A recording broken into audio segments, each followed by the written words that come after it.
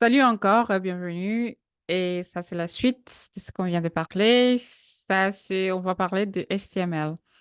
Je vais partager mon écran et puis on va commencer par là.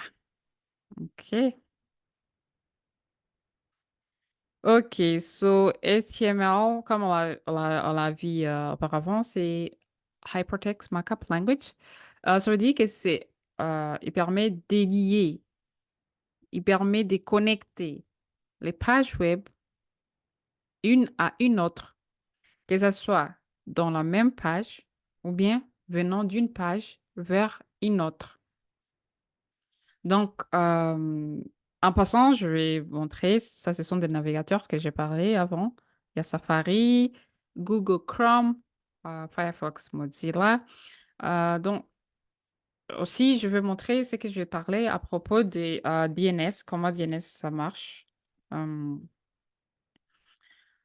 Disons, on va ping. Ping, ça veut dire on va contacter la page web, la page google.com.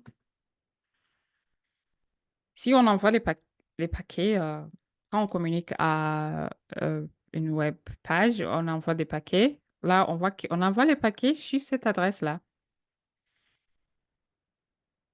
C'est pas qu'on envoie sur www, mais ici, on voit que www Google, son adresse IP, c'est ça. 142, 250, 65, 164. Donc, c'est DNS qui va regarder quelle est l'adresse qui correspond à www.google.com.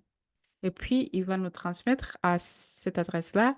Et puis, le serveur qui contient cette adresse, il va nous répondre avec la page Google. OK. Maintenant, revenons à ce qu'on parlait. Qu'est-ce que c'est hypertext? Ça veut dire on lit beaucoup de liens, que ce soit venant d'une page vers une autre. Par exemple, si on vient sur la page Google, si on met Fantine Developer, là, on va quitter la page Google et on va aller sur la page Fantine parce que c'est un lien. On vient de se connecter venant de Google, maintenant on part sur Fantine, venant d'une page vers une autre. Maintenant, même à l'intérieur de la même page, on peut quitter d'un endroit vers un autre endroit. Par exemple, si on est dans Home, mais si on va dans About, donc c'est dans la même page, mais sur les différents liens. Donc, on peut aller sur les différents liens. C'est ce que ici, ça veut dire qu'on peut interconnecter les différentes pages venant d'une page vers une autre page, ou bien on peut se connecter dans la même page, mais on va d'un lien à un autre. Donc, HTML, il consiste des éléments. Donc, et puis, c'est quoi un élément? Un élément, c'est ce qui a dit au navigateur comment il va se présenter. Comment il va se présenter au navigateur. Par exemple, si on prend encore l'analogie d'une maison, quand vous montez les briques, quand vous arrivez à une fenêtre ou à une porte, vous dites, hey, ici, on va mettre une porte. Donc, c'est comme ça que ça va se présenter. Ici, on va mettre une fenêtre. C'est comme ça va se présenter. Ou bien, on va mettre un placard. Donc, on donne l'élément du HTML décrit comment on va présenter cet endroit bien précis. Donc, les éléments, ils sont composés de deux balises. Il y a la balise d'ouvrage et puis la balise de fermeture. Ça, c'est l'anatomie de l'élément de HTML. Ici, par exemple, on a la balise P qui s'ouvre ici et puis ça se ferme avec anti-slash. Entre les deux, on va mettre les contenus de cet élément. Donc, tout ça là, c'est ce qui fait que ça, c'est un élément de HTML. CP, ça veut dire paragraph. C'est comme ça que ça se passe. On ouvre, il y a la tag ou bien la balise est ouvrante, et puis on met le contenu de l'élément, et puis on ferme la balise. Sur ces web, si cette page, vous pouvez trouver la liste de tous les balises. Maintenant, c'est quoi l'anatomie d'un document HTML?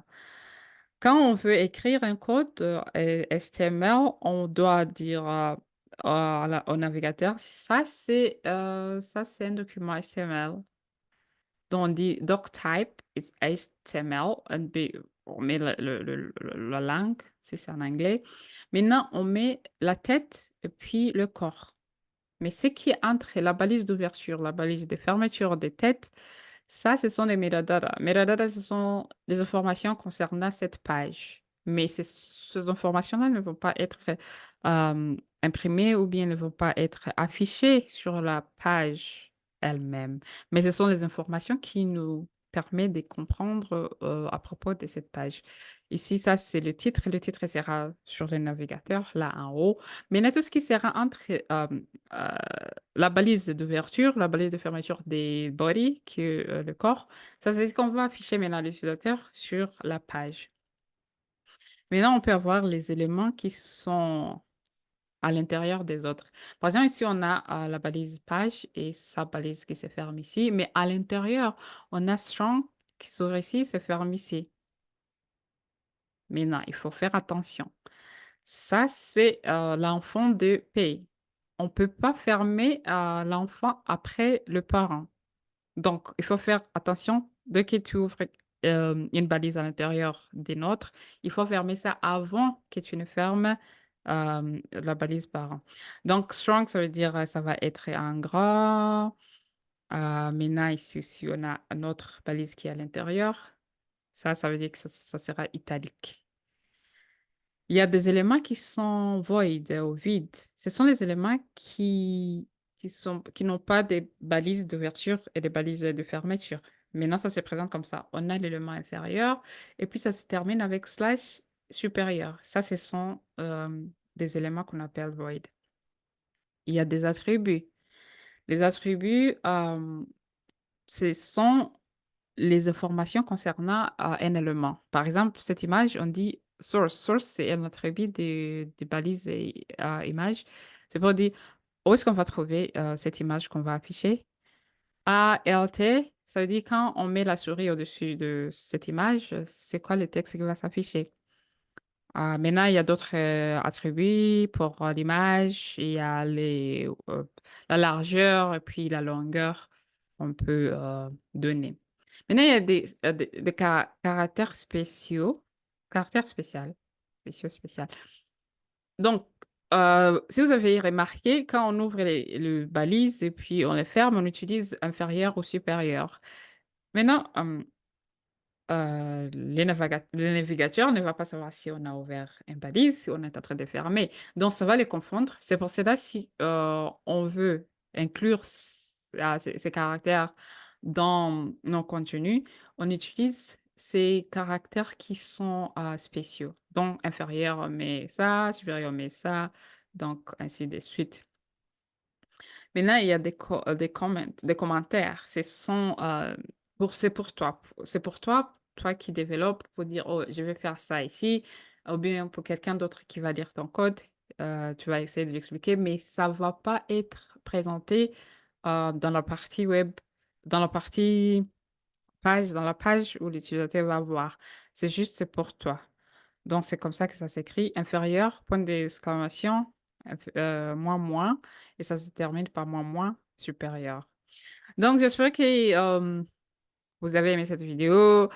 On va continuer. La vidéo prochaine, ça sera sur les titres, les différents titres qu'on peut avoir dans HTML. Et puis, on va faire aussi la pratique.